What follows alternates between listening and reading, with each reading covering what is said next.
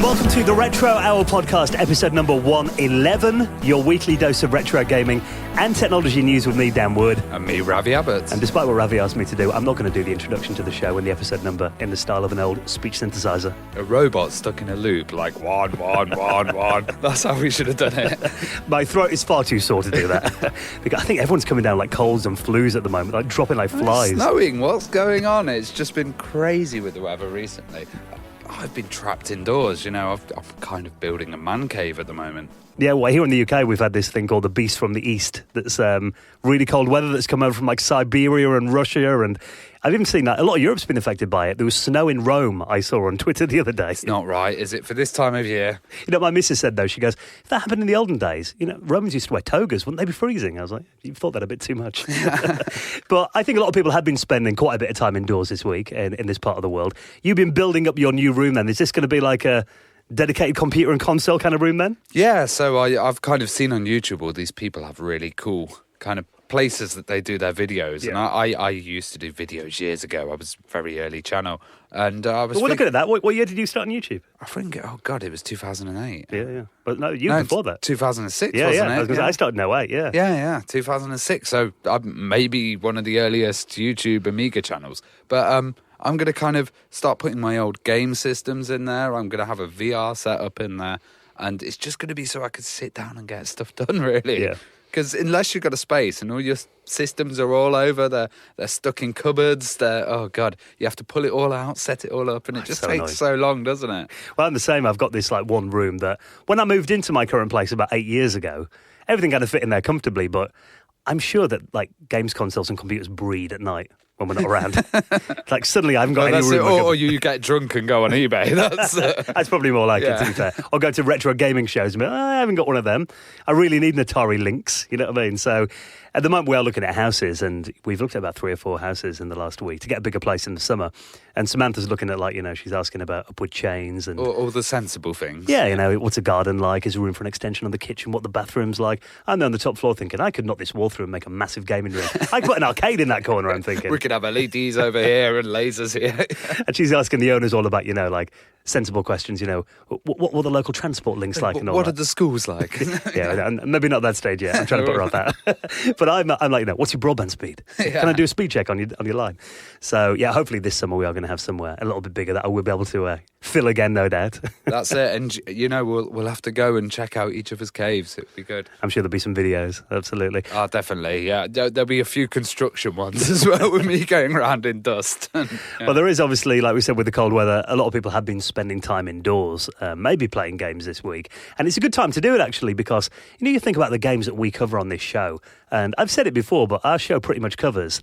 I've said the ZX81 to the PS2, but we've gone back even earlier than that to mainframe games and university networks and that kind of thing. Oh yeah, text adventures and all the original kind of games. And there is one genre that I think has probably outlasted any other in terms of popularity, and that will be the first-person shooter.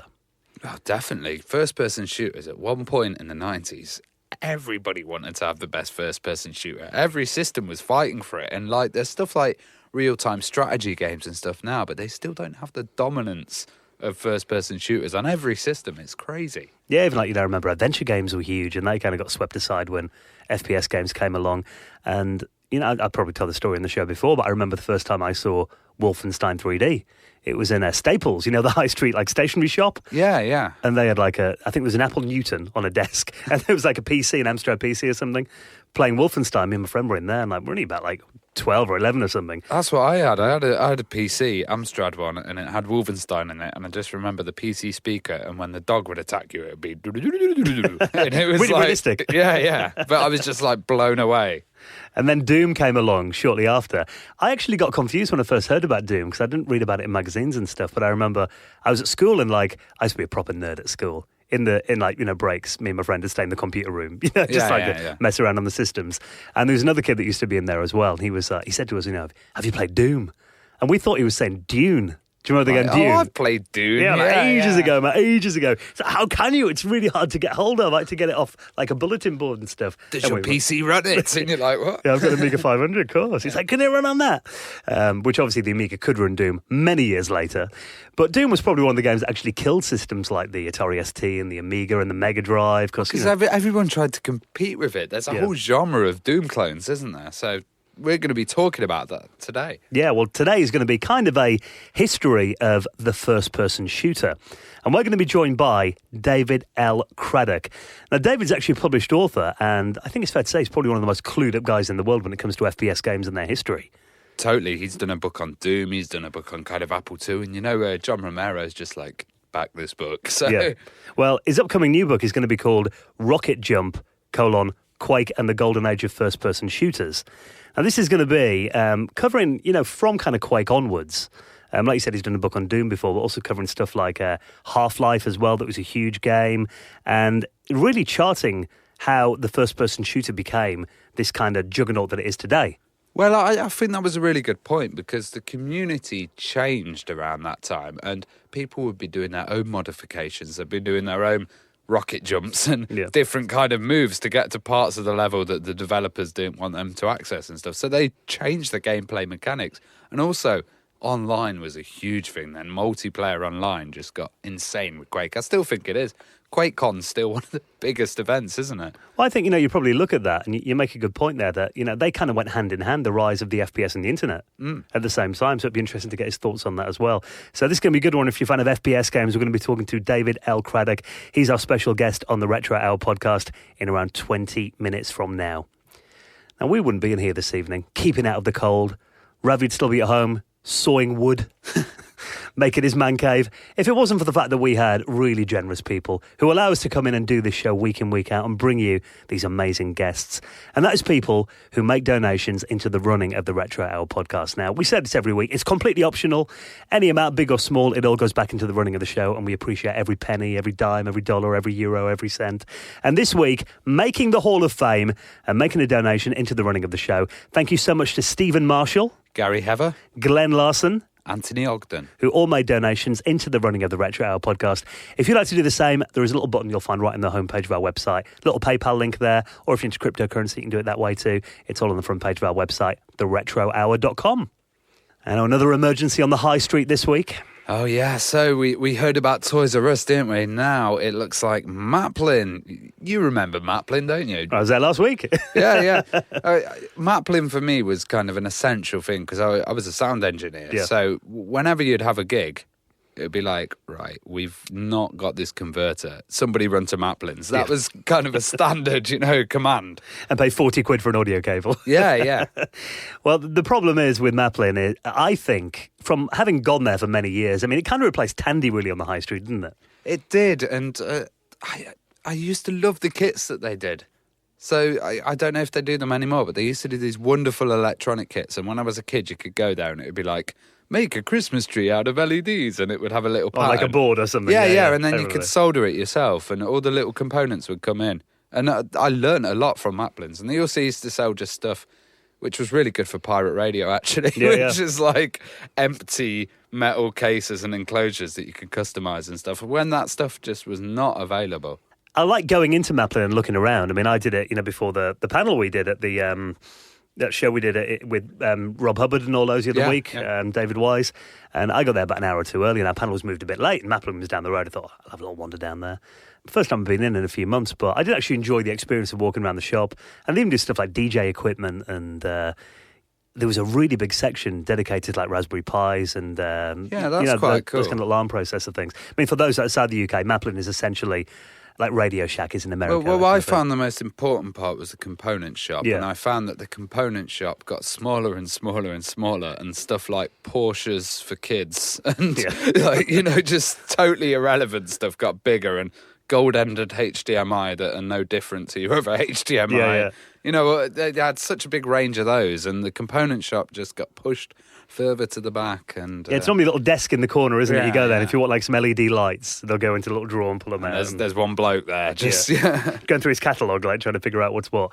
But it was kind of a company of its time, really, I guess. And because as much as I enjoyed the experience of going in there, everything's way overpriced.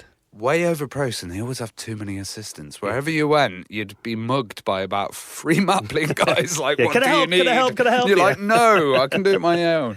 But the thing I find is, when you go there, the employees are actually generally quite clued up, though, which I do like. Oh, yeah, They're yeah, well-trained. they've got the knowledge. I remember going in there and saying, this was a few years ago, going, I need some heat sinks for my Amiga, and then having a big conversation about Commodore Amiga for a long while with one of the assistants. So.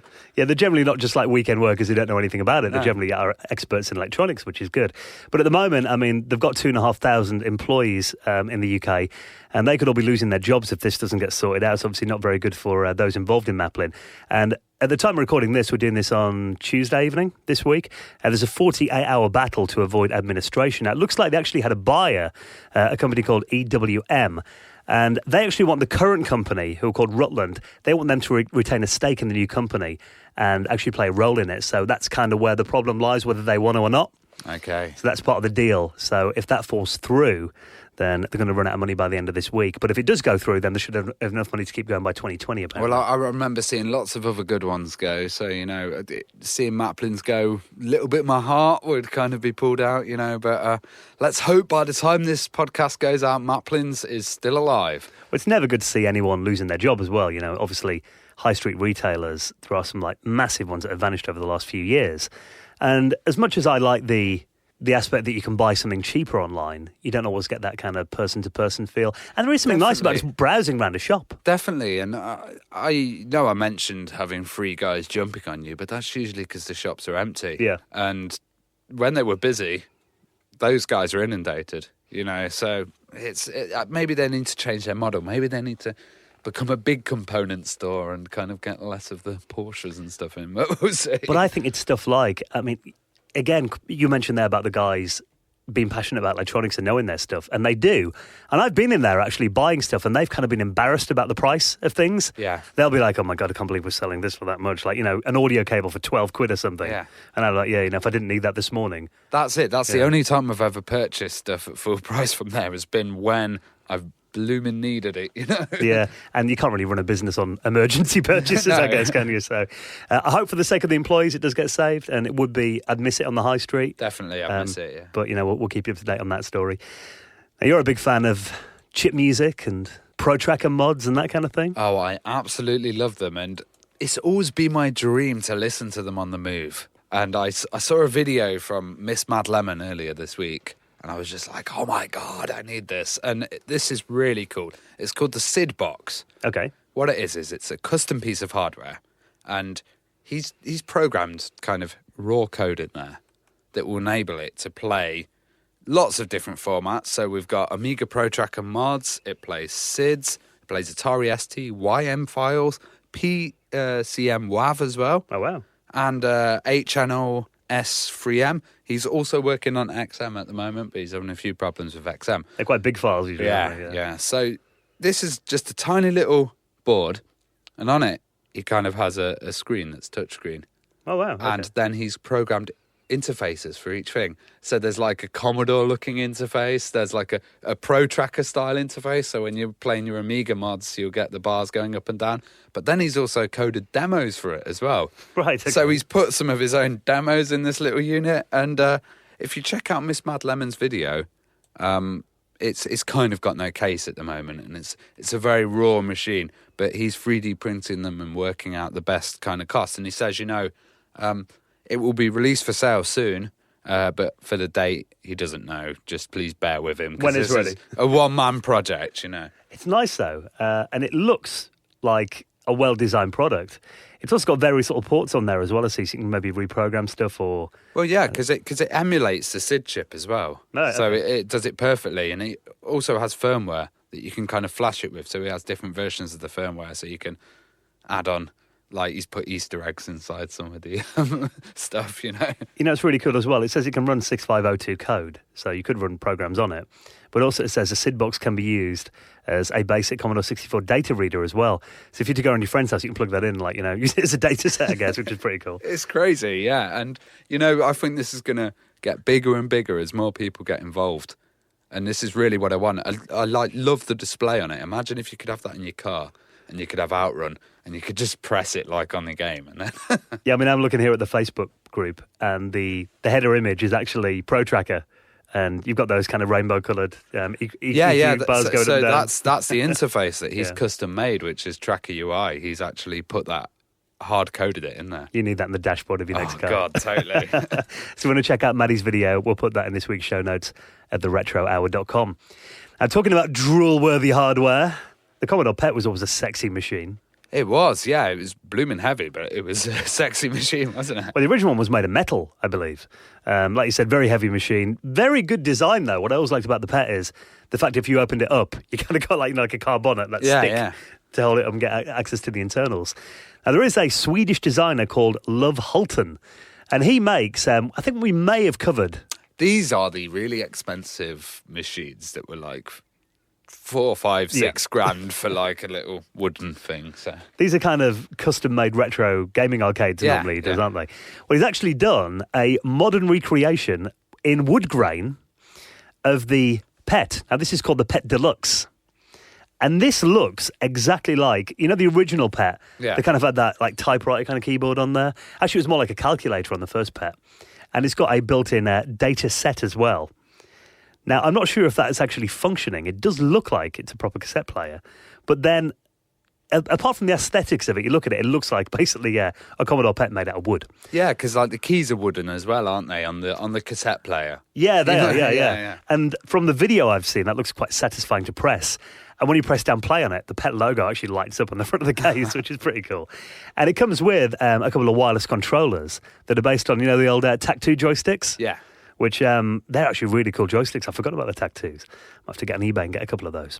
But inside it, that's kind of where the similarity ends, because inside there, there's like, it must be something like a Raspberry Pi running emulators, including Commodore 64. It's got like NES emulation and stuff in there too. So that side of it's not too exciting, because it's essentially just like an ARM PC running inside it. But it's more this fantastic case. It's very faithful to the original. So is this going to be on general sale, or is it a one-off that he's just made for the love of it? Well, I'm looking at this article on The Verge, and they summarise it by saying, though this custom-made PET 2001 is a one-off with no indication there'll be any more for sale, Love Hulten's other products do cost several thousands of dollars, so you can't put a price on well-designed nostalgia. So I don't think it's going to be for sale. Again, I mean, it's like a lot of these products. They're done as like pieces of art, really, aren't they? Yeah, and do you think it would be a safety issue being made of wood if it had the original PET hardware in there? Like... Yeah, you wouldn't any of those chips to overheat in there, would you? No. That's it. Just, take a break while a cassette tape loads. Ooh, What's that smell? Yeah, something's roasting. But I think it is cool, isn't it? Oh, even totally. if he's just doing it for the love and just to do something a bit different. I do like seeing projects like that. Like you said, we're never going to be able to afford them, though, so let's stop daydreaming right now. Yeah. Now, this is quite fitting, being that it is a show about first-person shooters when we get David Craddock on in the next few minutes. Tell us about Dusk Quake. Yeah, so Dusk is a new FPS, and this is new. It's kind of August 2017, but we're going to talk about it because it's relevant to this. And it's quite good. It's like a remake of Quake, but a continuation. Okay. So it's done in the style of old school Quake, which was like, you know, really low poly models, kind of really dodgy textures, and they'd have like, you know, mines and all the original fantasy kind of elements in there. It has a few extra features. So it has like, you know, bunny hopping tricks and stuff that you could do in Quake originally, but also it has loads of hidden features, loads of special stuff. There's certain parts where you can move objects, Half-Life style, put them in certain positions on the map, and then be able to access hidden parts and all the kind of great exploratory stuff that you used to be able to do with Quake. That's the thing. There has been quite a lot of these old school looking first person shooters released over the last couple of years. But what I love about this is looking at it, like you said, it's got those kind of classic polygon graphics in there. And it does look like it could have come out at like the same time as the original Quake game. But I love the fact that it's like focusing on single player gaming as well. Yeah. Well, they say a co-op mode is going to come later. Yeah. And they've also got online support as well. So, you know, it was playable and released at QuakeCon 2017, which is like the huge huge, giant Quake event. Because Strafe's been the big one, obviously, that everyone's been talking about. But I think this actually looks more authentic. Yeah, like the texture, the look of those early textures. It just looks, it's got that dark, demon-y kind of low res vibe, you know. Which I actually do like. I mean, the thing is, I recently set up a Windows 98 PC. And I've been playing a lot of the old first-person shooter games. I do find it took a bit of time to retrain my eyes to them, especially if you're playing it on a CRT monitor. You do tend to get a bit of a headache after about like 5-10 minutes of playing them. Well, with the low frame rates. Yeah, a mixture of like low frame rates, maybe like, you know, the CRT flicker probably doesn't help as well. And these kind of games, you tend to want to play them in the dark. So you got all those elements combined. I mean, after I've been playing them for a couple of days, I'm generally all right with it. But I think there is something very different about modern games and these kind of classics. I don't know whether this is going to maybe have like modern frame rate in there because it's going to run on modern hardware, I guess. But I think they're trying to stay as true to the original as they can. I should bring it out of shareware. Oh, yeah, totally. Pull the first level out. But they've got to have dogs in it because, you know, they had dogs in Wolfenstein, Doom and Quake. So, you know. Now, if maybe you haven't got original hardware anymore and you're a bit more into modern systems to play your classic games, we tend to cover these like every other week, but there's so many of them coming around. And this is thanks to Funstock Retro, who've sent us this link this week. This is the Hyperkin Super Retron HD console. Yeah, so, you know, you've got your SNES Mini. Yeah. Well, this is your kind of upgraded alternative to that. Which we knew was going to come around, didn't we? Yeah. So it'll play SNES Super Famicom as well. Yeah. 2 premium controllers, which yet again look exactly like Super Nintendo controllers. I don't know how they're releasing these at the moment. We've covered quite a few controllers where they're just like pretty much clones. It's even got the original plug, hasn't it? Yeah. So I guess you could use the original controllers on this probably because it's the same pinout. But the cool thing about this is it has HD output and AV. Okay. So, you know, you can run it on your old school TVs. Which is For nerds like me who want to do it CRT style. Totally. And it's got a 6-foot micro USB cable. So that's pretty big. Because, you know, they're usually tiny, those micro USBs. And you have to... Yeah, that was also a complaint on the NES Mini, wasn't it? People like, you know, you actually got to sit like 2 feet away from the screen. So this one's 6 foot. So you've got a good distance to put it between the telly. And it sounds like it actually, you know, having all of those different options. And it can play cartridges too then, yeah? Yeah. Because it's got this new pin-perfect technology, which basically says the cartridges, you know, it's a new standard. And they're high-quality pins. So when you put it in, it isn't going to get damaged so much. Not that much blowing in the cars. Yeah, I was going to say. Yeah. I thought you do that out of habit anyway, don't you? Yeah, just naturally. But it does look really cool, though. It's designed in the style of the North American Super Nintendo, isn't it? Like kind of Parma Violet, I think they call the buttons on it. But I actually think it looks nicer than the original Super Nintendo in the US market, which was a bit ugly, let's be fair. But I think this looks a really neat little package. Yeah, it's got NTSC to power switch as well, which is quite cool. And I do like the fact that this is essentially a system to play the original games in. It's not running SD cards and all that. No. It hasn't got built-in games and stuff. So, I mean, you could get an EverDrive for it. I imagine that would work. But it's essentially just a recreation of the Super Nintendo that's probably going to last you another 25, 30 years. So Yeah, and they've got pre-orders now on the site as well. And it's only 80 quid. Right, not bad at all. So if you want to find out more about that, I'll put that in this week's show notes at theretrohour.com. And that will be where you can download next week's podcast. Thank you so much for checking out episode number 11111 of the Retro Hour podcast. We'll be out again next week, available from all of your favourite podcast clients. We're on Stitcher, Overcast. I forgot to mention that last week. Yeah, and give us some more iTunes reviews, please. We've had some nice ones, but we need a few more. I think we're about 89 reviews, so it'd be really nice to try and hit 100 for the next few episodes, you know. Especially because when this show comes out today, we are putting in an entry for the British Podcast Award. Oh, yeah. Well, we went last year, didn't we, to the British Podcast Award? Didn't get nominated. It was free bar though. Come on, it was, bar. Which was like, you know, that was worth ticket price in itself. And I think this year, though, we're going to go along. Whether we win anything or not, it's always good to hang out with other podcasters and stuff. So if any of the retro gaming podcasts or anyone listens to this podcast is going down, I think it is open to the public as well, though, isn't it? I think so, yeah. So whether you're in the industry or not, I mean, if you want to come down and hook up with us on that, it's always a fun night. Last year as well, it was very focused on the big podcasts. You Adam Buxton's and Edith Bowman's and that kind of thing. So we're hoping they might swap things up a little bit this year. Yeah, give us little boys a chance. So if there's any way you guys can help, we'll obviously let you know in next week's show. But yeah, we do appreciate any help we can get. And you can find out more, obviously, all about that on our website, theretrohour.com. Right, let's get the history of first-person shooters with this week's special guest, David L Craddock. And we'll see you next week. Ciao.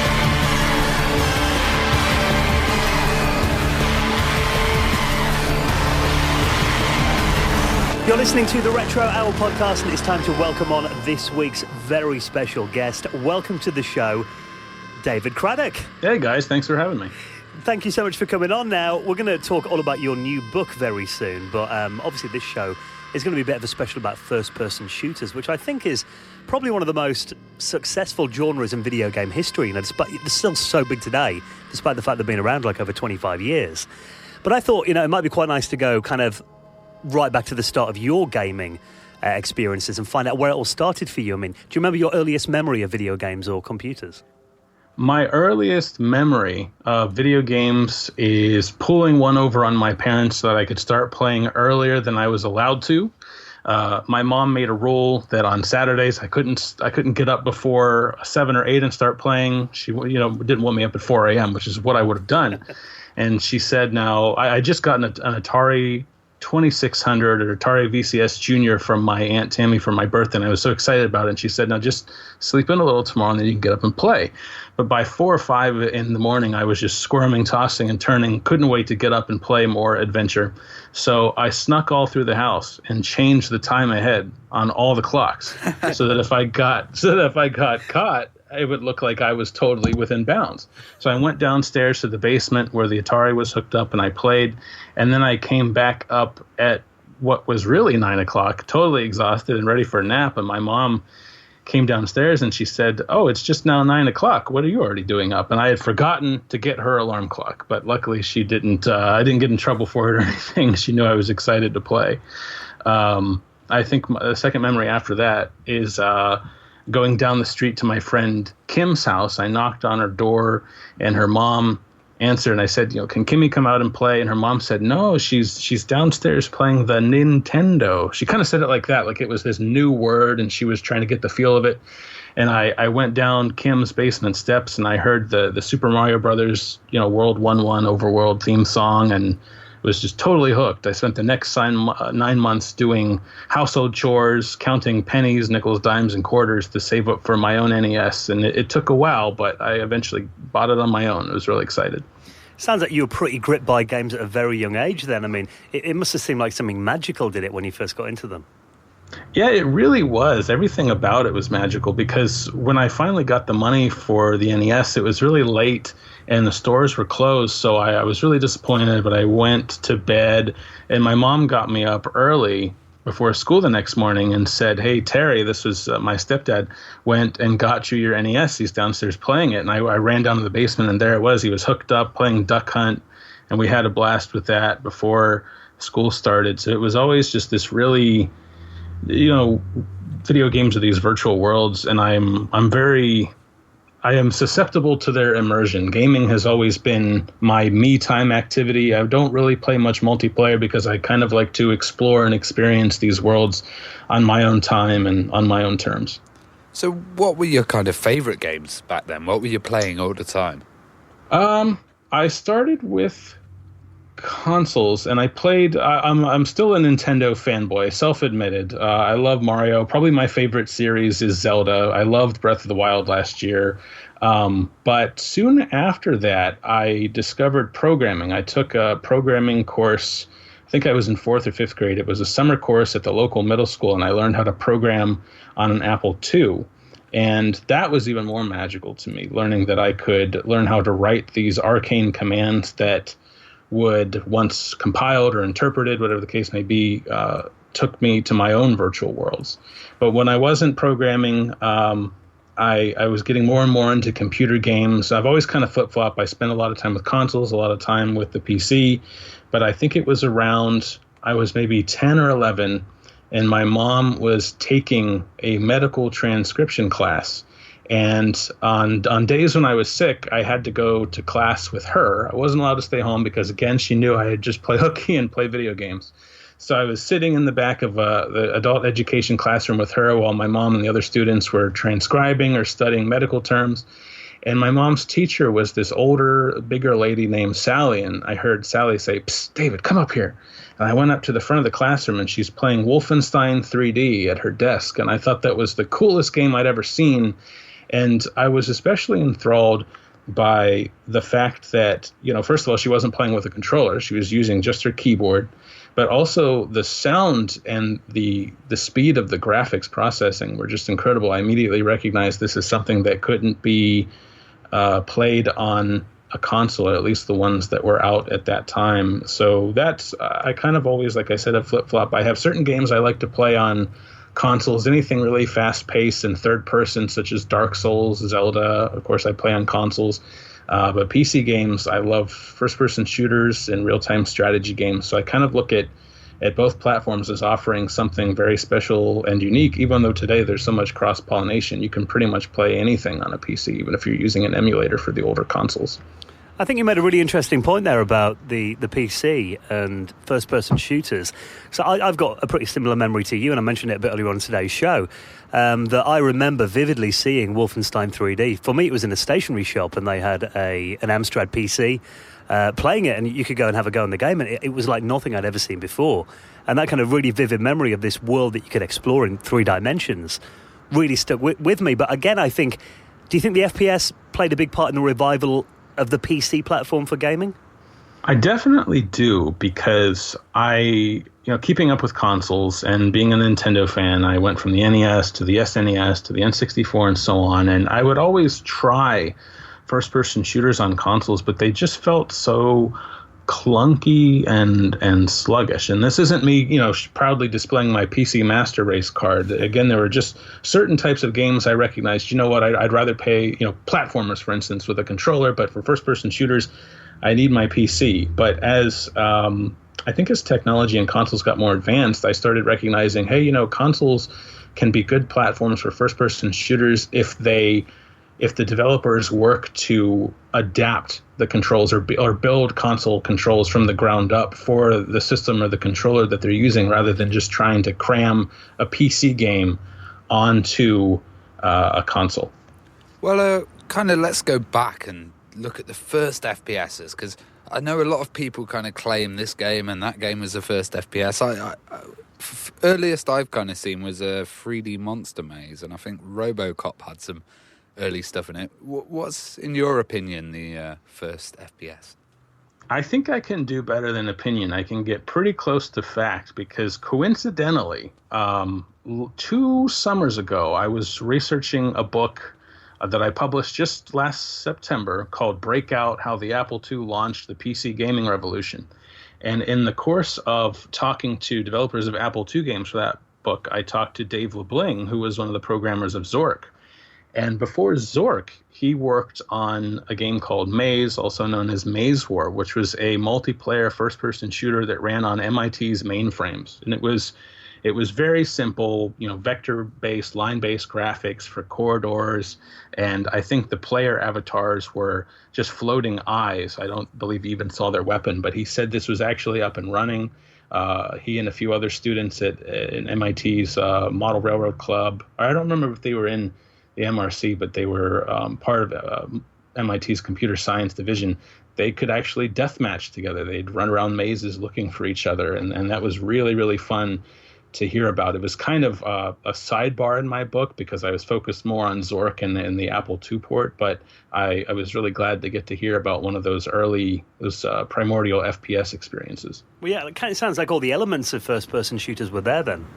Yeah, really. I mean, other than like running around, picking up weapons, I think that they could even camp. You only had one weapon, so you just kind of waited for someone to come running around a corner and then pop them right between well, I guess they were an eye, so I don't know where you pop them. But it was really interesting to see that really set the template for games that really didn't come into their fore for another 10, 15 years.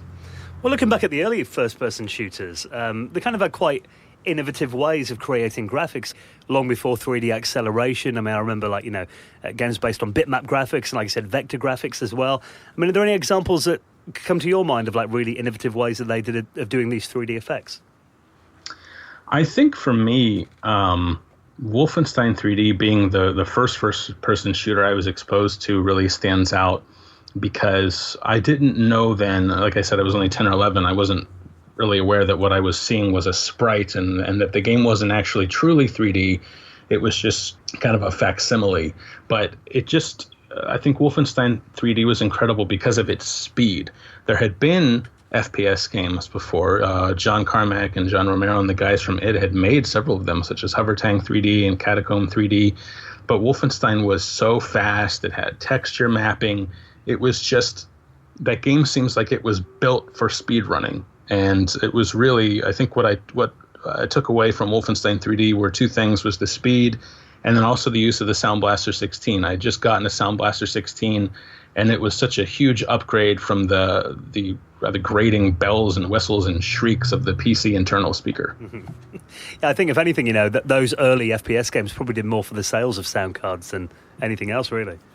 Absolutely. I mean, FPS games are these huge hardware drivers. All through high school and college, when my friends or I would upgrade our computers or get a new computer, and I think this is still a rule today, when you want to show off new hardware, you buy the latest and greatest first-person shooter and you invite all your friends over so they can stare enviously at your 60 frames per second frame rate or whatever you're getting, or your new GeForce NVIDIA TI card, whatever it may be. It's just, they're absolutely showpiece games for hardware.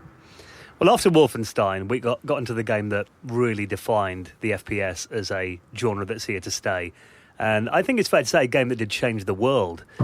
What are your earliest memories of Doom, then? Do you remember when you first saw it, and what impact did that game have? Doom, I have a really funny story about that. I heard about Doom in the most unlikely of places, or maybe the most likely of places, and that was Sunday school. I was sitting in the back of my Sunday school classroom with a friend named Aaron, and our teacher was talking about something or other, but I wasn't paying attention because Aaron was telling me about this game called Doom. And it's not like today where when you talk about a game, you say, oh, it's from the studio that made this. You don't really connect those dots. Back then, we had no idea that the Doom guys had also made Wolfenstein 3D. He was just telling me about this game where you get shotguns or rocket launchers and you go to hell and you're killing demons. And I just had to play this game. So I remember after that church, I went back to my mom's house, and my friend Mike, his dad, ran a computer hardware and software store in our local mall. And so I got my mom to take me, and sure enough, there, right on a shelf, was the Doom shareware episode, Knee Deep in the Dead. And I played that game over and over and over. And that's around the time when the concept of shareware clicked with me. I would exit Doom and get dumped back at a DOS prompt. And for a while, I didn't really pay attention to the splash screen after you exit the game. But one day I looked up and read it, and I realized, oh, wait, I can call this 800 number and get more Doom. I thought the shareware episode was it. And I probably still to this day would have been satisfied with just those 9 levels because they were so fun to play. And so Doom to me was really this, it was a gateway drug into upgrading my computer, because I played Doom on a 386, I think maybe a 486 33 megahertz computer. And so the game chugged a little unless I hit F5 to enable low detail, which kind of made it look like a PlayStation 1 game. And I remember talking with my uncle. My Uncle Brad has been a big influence on me. He's a father figure, but also he's been this purveyor of computers and software. He worked in Silicon Valley. He ran his own networking company. He even worked for Blizzard North, the Diablo creators, for several years. And I would say, I'm playing this game called Doom, but I'm not sure how to make it go faster. So he sent me a new computer. He sent me books on basic programming, which I put 2 and 2 together and realized, oh, that's the language I started to learn on the Apple II in that summer course years ago. And from there on, I was really focused on not just playing Doom, but on learning how to make it and my computer run faster. And that kind of went forward to other PC games when I would get them. I was as interested in learning how PCs, what made them tick, what I could do to upgrade them, how I could make my games run faster, making boot disks just for fun to kind of experiment with config.sys and autoexec.bat. So that's something I actually really miss about PC gaming and will always associate with Doom. I think it's nice that these days installing and running a PC game is as easy as clicking the purchase button on Steam, waiting for it to download, and then running it. But I really miss having to kind of roll up my sleeves and get into boot disks and figure out, okay, how can I eke out every last drop of performance from the hardware that I have here. You really had to work for it.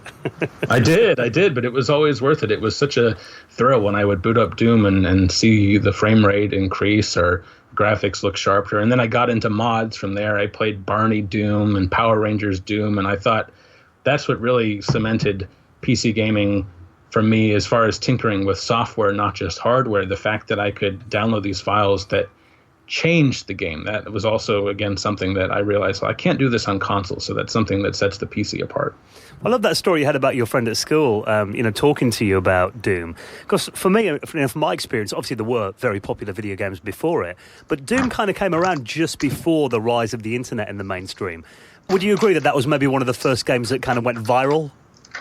I would absolutely say that. The fact that it was shareware, meaning, you didn't have to do what I did and pay $5 or whatever I paid for the disc, the shareware disc. The fact that you could just download it and install it and play over half a dozen levels was huge. And that was the first game that you hear in retrospect. It brought university networks, business networks, home networks, just brought all these networks to their knees because everyone was deathmatching, to the point where I would talk with university students, and I was interviewing them for a book-sized article on the new Doom that I wrote last year, and part of it was kind of revisiting classic Doom. And they said, we weren't allowed to play in the university computer labs because people were in there trying to get real work done, and we just wanted to deathmatch. Was it the kind of first time that you saw modifications of games made by community members and users of the game rather than the company? Definitely. In fact, at first, I didn't even really understand that, like Power Rangers Doom, for example, was a modification made by someone like me. I thought, this must be a free game that id Software put out. And then I bought the Doom Hacker's Guide. I think that was written by Hank Lukert. I might be getting his name wrong, but it was this huge doorstop size book that came with a CD that had all the hacking and level building tools talked about in the book on the disc. And I sat there making Doom levels, and I've never really been good at building levels. I'm much more, I will consume your content. I want you to make it. But I was always really fascinated that anyone could extend the life of their favorite PC game by just downloading these free tools and building their own levels. Well, a whole kind of genre was created, and these were kind of they were called Doom clones back then. But they were trying to kind of compete with Doom, and as Amiga users, and we had Atari users and stuff, and we were all in despair when Doom came out because we were trying to get our system to match it. Have you seen any original ideas and concepts that came out of those kind of Doom clones? That is actually why I love the 1990s in terms of the first-person shooter genre, because there were a lot of companies who, yes, they did just turn out Doom clones. There might be very little difference between their game and Doom. But there are other companies such as Apogee and 3D Realms where they would put out games like Rise of the Triad and Duke Nukem 3D, where I learned, interviewing them for my latest book, that they were specifically trying to avoid emulating Doom because they realized, we make great games, but id Software isn't a league of its own. So rather than try to walk in their footsteps, let's take let's pave our own path. And so I think probably the most innovative 2.5D Doom clone that really wasn't a Doom clone was probably Duke Nukem 3D, or maybe Star Wars Dark Forces. The fact that all those games really had in common with Doom was you had a few of the same weapons, but there was so much different interaction. Star Wars Dark Forces had puzzles and more of a story, and Duke Nukem 3D, I had as much fun blowing holes in walls and using urinals and actually drinking out of shattered toilets to regain health, just kind of interacting with the world as I did running around shooting the pig cops and all the aliens. Well, I find the story of Ken Silverman's build engine really fascinating, and kind of the involvement with John Romero as well. It's kind of like a big community of everybody helping each other. It really is, and that's what I liked about it as well, because I would find out that, even though these guys, there was no Twitter or Facebook, a lot of these guys would run in the same communities, and so they would get together, and rather than, having to have a mediator there to tell them to put away the knives, they didn't look at themselves as competitors. They were very interested in sharing ideas and comparing notes and just kind of encouraging each other to make games that maybe were better than their own, because especially like in John Romero's case, that guy just loves games. He loves making games, but he also loves playing games. And he's always said, if someone out there has an idea to make a game that's similar to one that I've made, then they should make it anyway, because I want to play it. I want to play these games. I can't make everything. It's great as well, because Ken Silverman, I think he was like 14 or 15 at the time, and John Romero was like, I'm going to come and help you get your engine really good, Right. And I believe Romero, for a lot of those interactions, he kind of went through Ken Silverman's dad, because again, this kid was just a teenager. Well, obviously around that time, everything wanted to be Doom, and we did see some really weird FPS games come out in the mid-90s. I mean, you might remember stuff like Super Noah's Ark 3D and Chex Quest, I think, was given away on the front of a cereal box.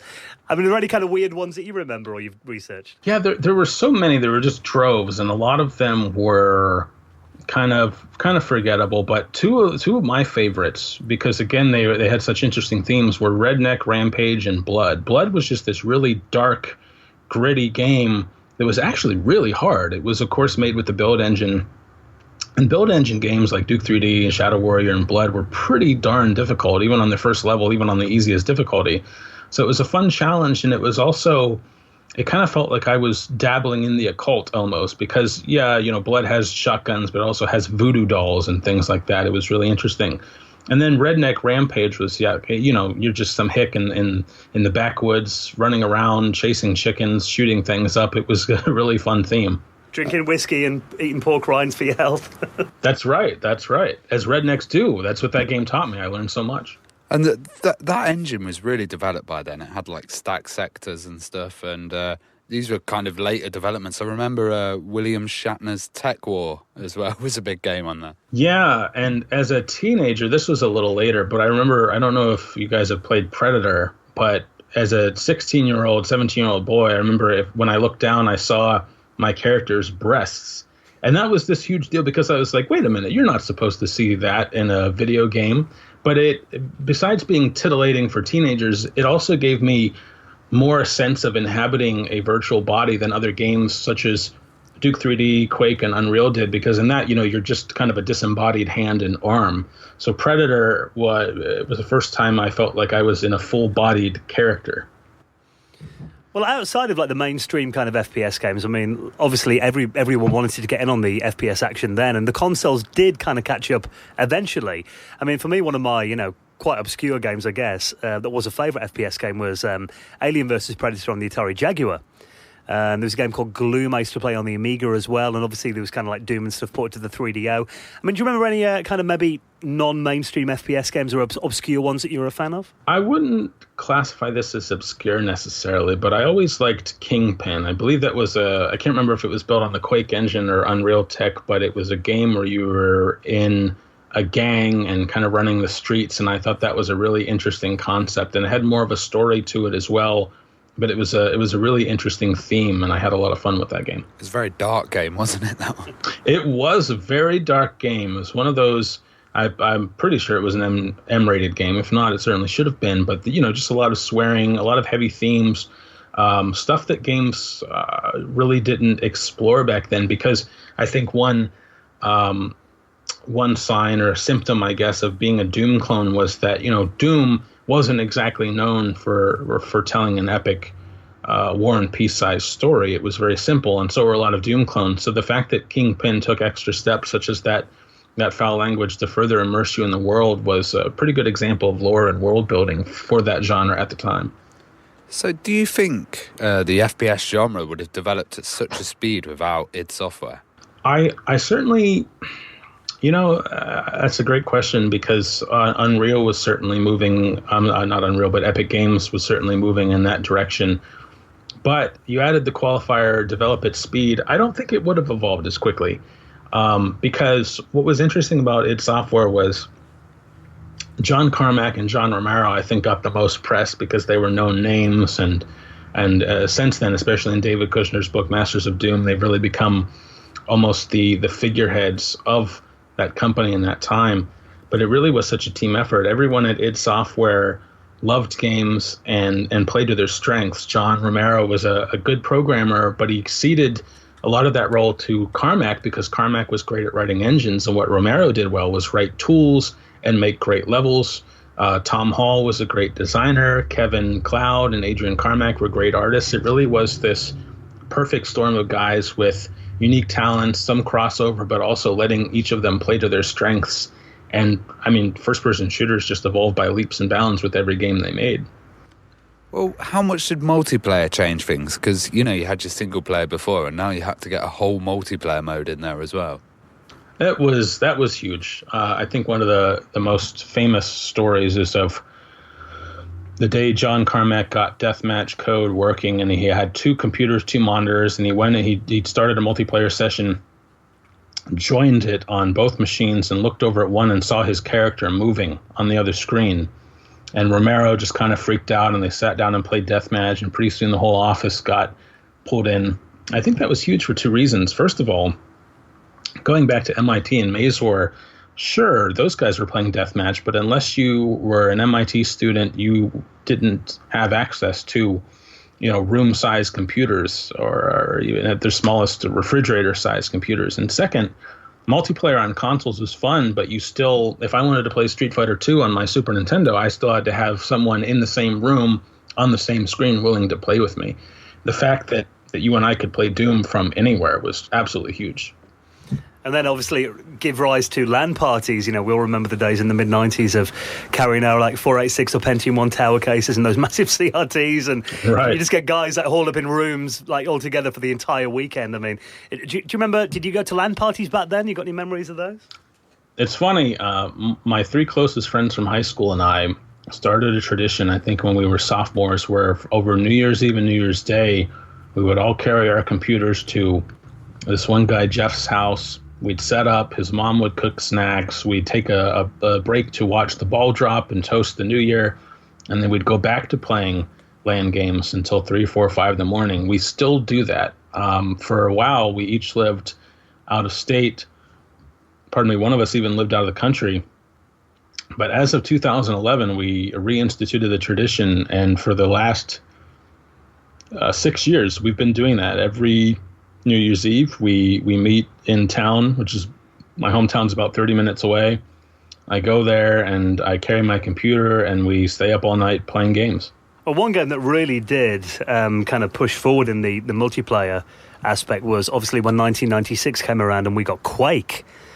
I mean, was that much of a changing point for the FPS? It was, because even though in terms of game design, it was basically, at the time, that would have been Doom 3. It was very straightforward, very fast-paced, very shoot everything that moves. But it was huge for a couple of reasons. First of all, it had always been very good about sharing not only source code, but just kind of encouraging people to use their techniques and create tools based on their code to make levels. But Quake introduced the scripting language, Quake C, that allowed a lot of versatility. That's where Team Fortress came from. It was a mod and scripted almost entirely in C and in Quake C. But also, as an esport, Quake really caught on. There was a famous competition where Dennis Fong, a.k.a. Thresh, won a deathmatch tournament and received one of John Carmack's Ferraris as a grand prize. It was really one of the first esports, and stemming from that, we had the rise of gaming clans and more official meetups and tournaments with money on the line. Well, the thing I love about Quake is how the community took it on board. You mentioned Team Fortress there, and that was a complete mod that became a full game. How many different game modes and stuff came out? Are there any particular ones you remember? There's one that was crazy. I'm blanking on the name. I think it might have been called Death Race, but it was built in Quake C, and it was a third-person racing game. It had nothing in common with Quake's first-person shooter formula. It was a racing game, And in fact, I think that mod came out while id was still working on Quake 2, and Sandy Peterson, one of the level designers at id, thought it was so innovative and was actually kind of disappointed that id was staying the course and creating first-person shooters that were, still following in Doom's footsteps. Very minimal story, shoot everything that moves, don't think, just shoot. And he said, guys, there's these racing games coming out, all these crazy mods. People are making more creative games with our tech than we are. We should be doing more stuff like this. Yeah, because I remember seeing Quake chess, and there was Quake kind of parkour and stuff like that. Yeah, it was really interesting, and it really speaks to how powerful id Tech 2, Quake's engine, was. The fact that you could make virtually any type of game with it, didn't have to be a shooter. I mean, it's kind of like the users exploring that world. The title of your book is Rocket Jump, and the idea of a rocket jump is not using the traditional method, but achieving something new. Yeah, there was so much freedom in Quake's engine, and in fact, the rocket jump was something the id guys did not know about. They didn't balance the game that way, and I think they said they heard about it on an IRC channel and watching someone's recorded Quake demo. And when they went and tested it, and they realized, by just pointing the rocket launcher at your feet, jumping and firing, you can clear levels in ways we never foresaw. They were so amazed that people had figured out how to do this. Well, speaking of how versatile the Quake engine was, we had a Gold Source come out of that a couple of years later, and then, the next big revolution in first-person shooters, when 98 came around, Half-Life was introduced to the world by Valve. What did you think of Half-Life when you first saw it then? Half-Life was amazing, and I think it's up there with Doom as my favorite first-person shooter ever, because you're right, that really was kind of the next milestone. You were no longer just running through levels, shooting zombies and searching for key cards. You were interacting with scripted events, using weapons in really unique ways. And in fact, one of the chapters in Rocket Jump, I interviewed one of Half-Life's programmers, and he talked about the way they licensed id Tech 2 from id, gutted about 70% of it, and rewrote it into the engine that became Gold Source. And it was really interesting to hear about how they used the foundation, but they ended up kind of breaking apart most of the foundation and rebuilding it themselves.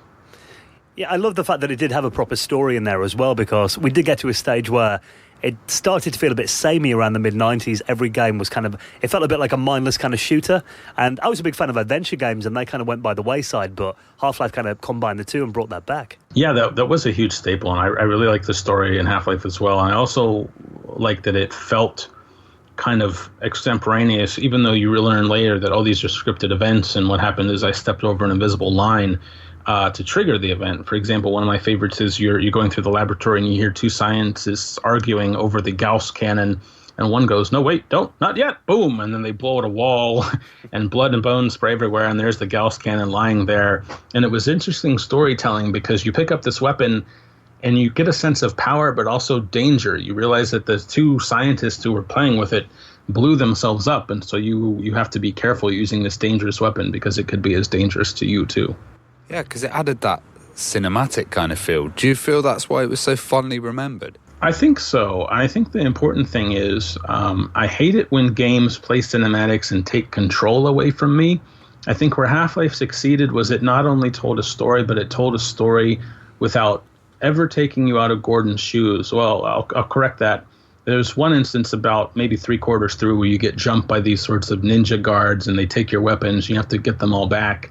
But with that exception, I believe Half-Life kept you planted in that HEV suit, and you felt like you were Gordon the whole time, because there were so few interruptions and breaks in embodying that character. And you were kind of not endlessly going around collecting key cards. And, right, it was a bit more intelligent. Yeah. The AI was great. One of my favorite stories is I was fighting a group of Combine soldiers. I think that was Half-Life 2. I don't remember what they were called in Half-Life 1, but I was fighting them with a shotgun. I ducked behind a crate to reload, and then I heard a clink, and I looked down, and there's a grenade at my feet. So I jumped out, and there they had flanked me. There was a whole line of them opening fire on me, and they had smoked me out. And what else Half-Life did really well, I thought, was the fact that the story seemed to change. The first objective was these soldiers are infiltrating Black Mesa to exterminate any survivors so no one can talk about the work that went on there. But then as the story goes on and the alien presence is growing, you see written on a wall, "Forget about Freeman." You realize the soldiers are in over their heads, and you're no longer the objective. They're just trying to survive, just like you are. Now, one of the biggest memes on the internet, everywhere you go, it's kind of like we've been teased with this for years now. Half-Life 3. You always see that on Reddit and everything. Half-Life 3 confirmed. Based on your research and your thoughts then, do you think we are going to see the third part? Guys, I have good news for you. This might be breaking news. I don't know if you've heard this, but Gordon Freeman's return has been confirmed. He's going to be a playable character in the PC version of Final Fantasy 15. I don't know how that happened. I don't know who put those two properties together. But in all seriousness, I haven't heard anything about it because Valve is mum on that part. Here's my theory. So I like to write books and articles about the 1980s and 1990s, sort of the Wild West period of video game development. And one thing that was unique about games back then is a lot of people didn't have experience in the industry.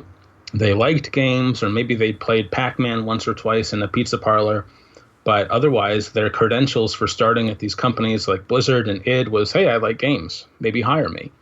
And as the industry grew, for example, in my book series, Stay While and Listen, book 2 deals with Diablo 2, and what Blizzard North noticed was they would get resumes from a lot of people who had played Warcraft or StarCraft or Diablo, and that's kind of how game development works now. You'll see a lot of people get into the industry, and they'll have their eye on the dream job of working at the company that made the game they loved, which brings me to Half-Life 3.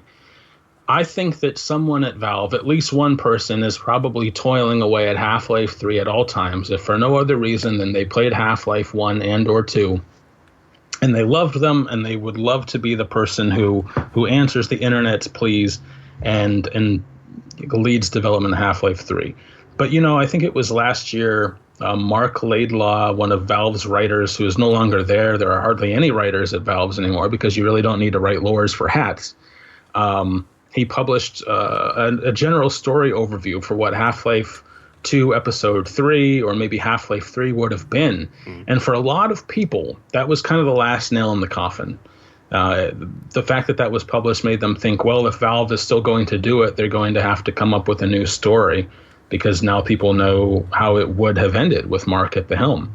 But I don't know. I guess I'd say never. I do think it's a shame that Valve is so focused on microtransactions and games that just kind of have this endless income loop with microtransactions. I would love to think that there's still someone there, like I said, toiling away on a single-player game.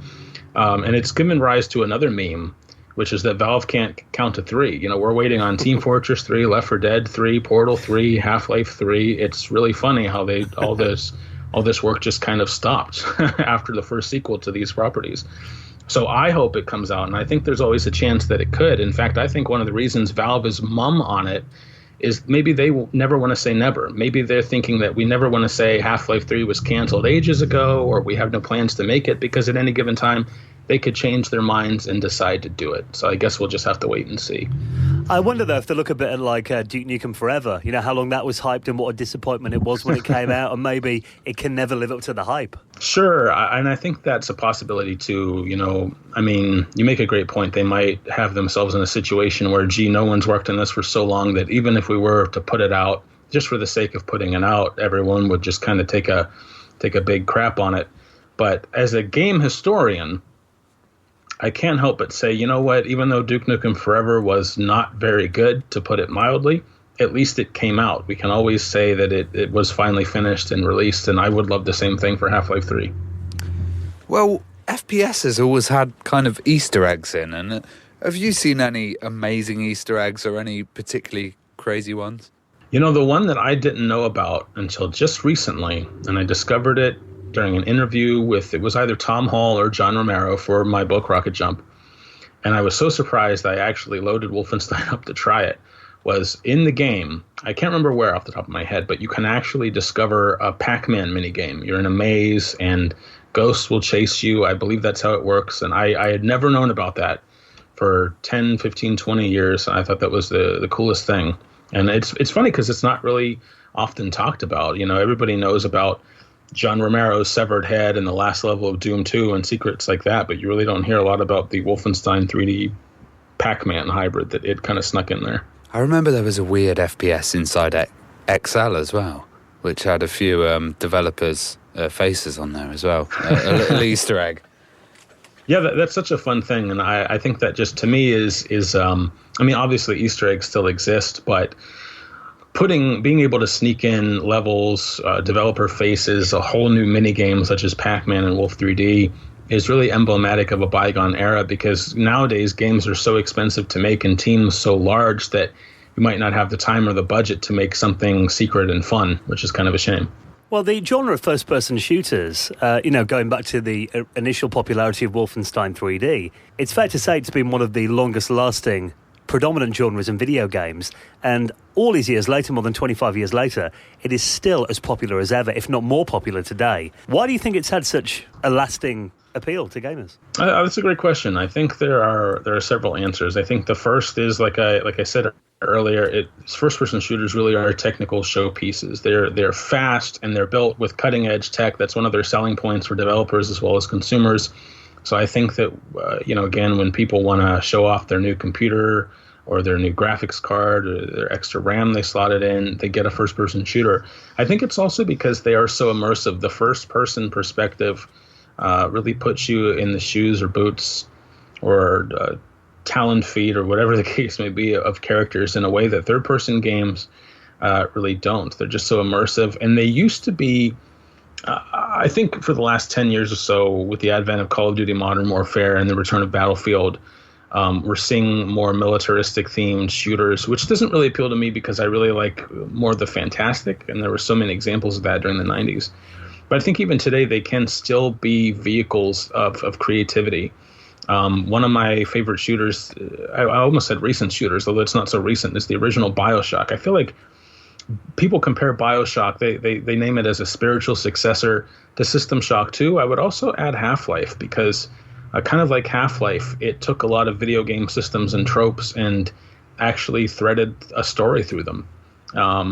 There's a certain point in BioShock, I know it's 11 years old, I still don't want to spoil it, where you find out why you've been doing all the things other characters have just been telling you to do. And I remember playing that and just going, I always do that in video games. If someone gives me a quest, I just go do it, because why wouldn't I? What else do I have to do? And it was just this really clever use of the medium that I thought was most effective in a first-person shooter, and with a silent protagonist like Gordon Freeman, because I felt more connected with the character. I felt like it wasn't a character. I felt like it was me. And I think first-person shooters still have that potential. I just I miss seeing more creativity in that space.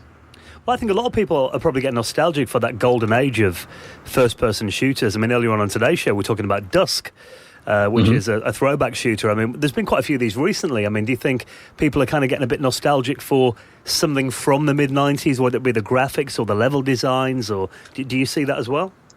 I absolutely do see it, and I think probably, not to speak for all these people, but for myself, I am really nostalgic for level design. I think one issue with modern first-person shooters is they are so linear and driven by scripted events that levels kind of end up feeling like you're on a roller coaster, you're on rails, you can't go anywhere, the ride doesn't want to let you to go.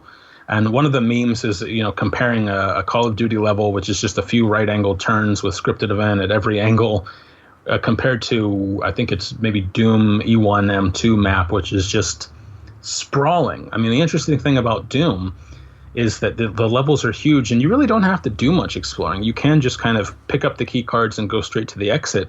But if you do explore, you'll find dangerous enemies and mobs of enemies, but exploring is usually worth your while, because maybe you'll find, a plasma rifle or a rocket launcher several levels before you would have discovered them had you not explored. And I think definitely that type of level design is what people miss. But I think to return to it, I think that we need small teams who are willing to say, you know what, we're not going to use the most cutting edge tech, and we might not sell 40 million copies, but we might sell 100,000 or 200,000 or 80,000, just enough for this to be financially viable and allow us to keep creating games.